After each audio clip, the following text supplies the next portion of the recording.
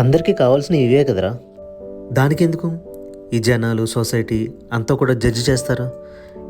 ఇది తక్కువైంది, అది తక్కువైంది, అదెలా ఉందేంటి, నీ ప్యాకేజ్ ఎలా ఉందేంటి, ఇంకా సెటిల్ అవ్వలేదా, ఇంకా ప్రమోషన్ రాలేదా, ఇంకా పెళ్ళి అవ్వలేదా అని అనవసరంగా కంపేర్ చేస్తారు. అందుకే డిసైడ్ అయిపోయాను.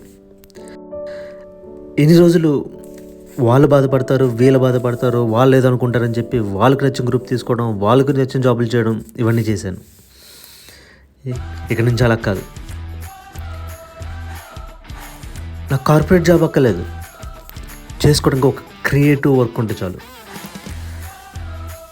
అన్వాంటెడ్ రిలేషన్స్ వద్దు, జస్ట్ నాకు తోడుగా ఒక అమ్మాయి ఉంటే చాలు.